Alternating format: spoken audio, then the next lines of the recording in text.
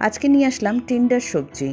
টিন্ডা একটা সবজি, তো এটা দিয়ে খুব হালকা রান্না হয়, গরমকালে খেতে খুবই ভালো লাগে রুটির সাথে। এটা কীভাবে বানিয়েছি সেটাই তোমাদের সাথে শেয়ার করব। আমার নতুন চ্যানেল দেবযানী জুয়েলারি হাউস, যেখানে আমি সমস্ত ধরনের জুয়েলারি দিয়ে থাকি। তোমরা যারা দেখতে চাও জুয়েলারি, তারা দেবযানী জুয়েলারি হাউস সাবস্ক্রাইব করে রাখো। এখানে নিয়ে নিয়েছি টিন্ডা। দেখো, এগুলোকে টিন্ডা বলে, এখন কলকাতাতেও পাওয়া যায়। এটা খেতে কিন্তু খুব ভালো লাগে। ছোট বড় মিলিয়ে 6 পিস রয়েছে। কিভাবে কাটতে হবে সেটা প্রথমে দেখিয়ে দিই। দুটো সাইড এভাবে কেটে গায়ের খোসাটাকে ছাড়িয়ে নিচ্ছি।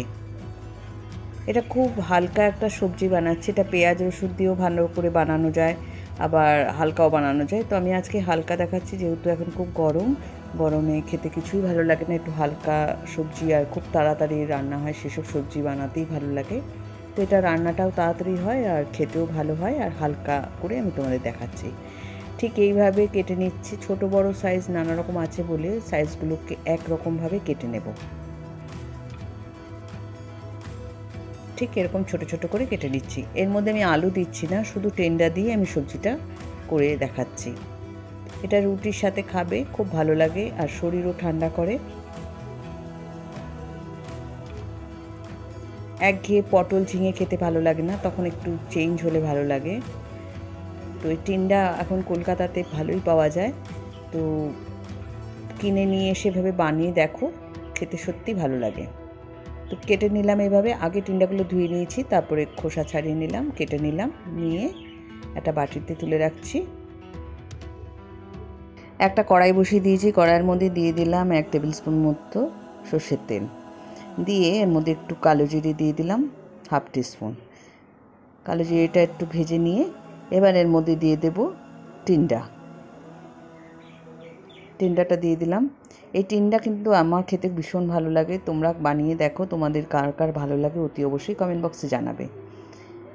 এবার টিন্ডাটাকে একটু ভেজে নেব। এর মধ্যে দিয়ে দিলাম 2টো কাঁচা লঙ্কা, আর দিয়ে দেব একটা টমেটো। দিয়ে টিন্ডাটাকে খুব ভালো করে কড়াইতে, টমেটো আর টিন্ডার যাতে কাঁচা গন্ধটা না থাকে সেইভাবে এটাকে একটু নাড়াচাড়া করে নিতে হবে।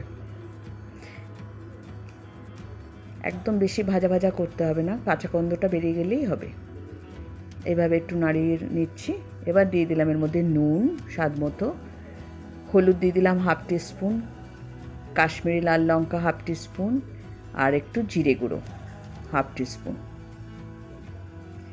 দিয়ে এবার এটাকে ভালো করে মশলাটার সাথে মিশিয়ে দেব। মশলাটা পুড়ে যাবে বলে আমি একটু জল দিয়ে দিচ্ছি। এই 2-3 টেবিল স্পুন মতো একটু জল দিয়ে একটু নেড়ে নিচ্ছি।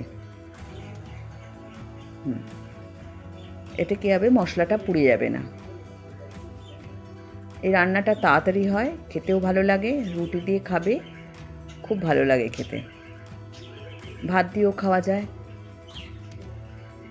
এবার এটাকে ভালো করে মশলাটার কাঁচা গন্ধটা যেন বেরিয়ে যায়, মশলাটাকে ভালো করে টিন্ডার সাথে কষিয়ে নিতে হবে। কষানোর পর এর মধ্যে দিয়ে দিলাম পরিমাণ মতো জল। একটু ঝোল ঝোল রাখতে চাইছি, সেই জন্য এখানে আমি একটু জল দিলাম বেশি করে। টিন্ডাটা সেদ্ধ হবে আর ঝোল থাকবে। তো ঢাকা দিয়ে দিলাম। কিছুক্ষণ পর ঢাকাটা খোলার পর দেখো, একটুখানি ঝোল ঝোল রাখতে চাইছি, আর চেক করে নেব যে টিন্ডাটা সেদ্ধ হয়েছে কিনা। টিন্ডা সেদ্ধ হতে বেশিক্ষণ সময় লাগে না, সেদ্ধ হয়ে গেছে। একটু নাড়াচাড়া করে এর মধ্যে আমি একটু মিষ্টি দিয়ে দেবো। নিরামিষ তরকারিতে একটু মিষ্টি না দিলে খেতে ভালো লাগে না।